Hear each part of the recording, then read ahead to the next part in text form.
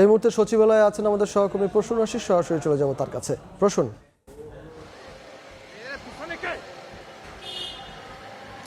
দেখুন, আমি আগেই জানিয়েছিলাম যে সচিবালয়ে আগুনের ঘটনায় যে উচ্চ পর্যায়ের তদন্ত কমিটি গঠন করা হয়েছে সেই কমিটি কাজ শুরু করেছে।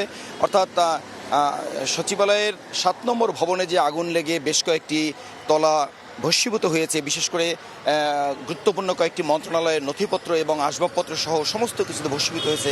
সেই ঘটনায় গতকালই একটি উচ্চ পর্যায়ের কমিটি গঠন করা হয়েছে, তদন্ত কমিটি।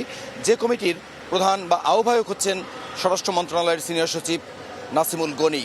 তার নেতৃত্বেই ৮ সদস্যের যে টিম, সেই টিম আজকে কাজ শুরু করেছেন। আমরা যেটি ভিতরে আইনশৃঙ্খলা বাহিনীর মাধ্যমে এবং সচিবালয়ে যারা প্রবেশ করেছেন আজকে ছুটির দিনও, তাদের মাধ্যমে যেটি জানতে পেরেছি যে প্রথমেই তারা একটি কর্মপদ্ধতি ঠিক করার জন্য একটি সভা করেন এবং তারপরই তারা সরাসরি সরজমিন তারা পরিদর্শন করেন, যেখানে পুড়ে গেছে সেই মন্ত্রণালয়গুলো, এবং কিছু আলামত তারা সংগ্রহ করেন।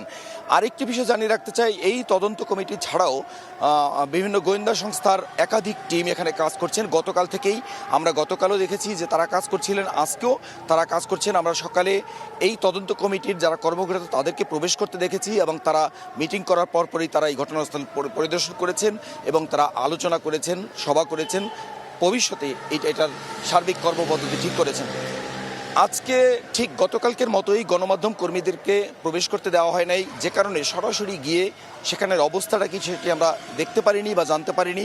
তবে আমরা বাইরে থেকে এখনও দেখতে পাচ্ছি যে কি ভয়াবহ আগুন হলে এই ভবনের এখনও সেই ৯ তলা, ৮ তলা, ৭ তলায় যে কালো ধোঁয়াগুলো ছড়িয়ে আছে সেগুলো আমরা বাইরে থেকেও দেখতে পাচ্ছি এবং সাধারণ মানুষ যারা এখানে চলাচল করছে তারাও দেখতে পাচ্ছে।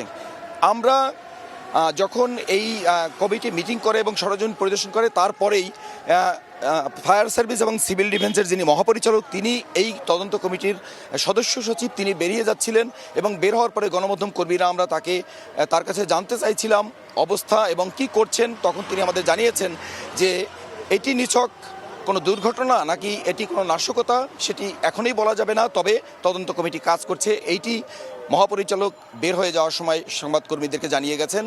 এই ছিল সচিবালয়ের সামনে থেকে মূলত সবশেষ তথ্য।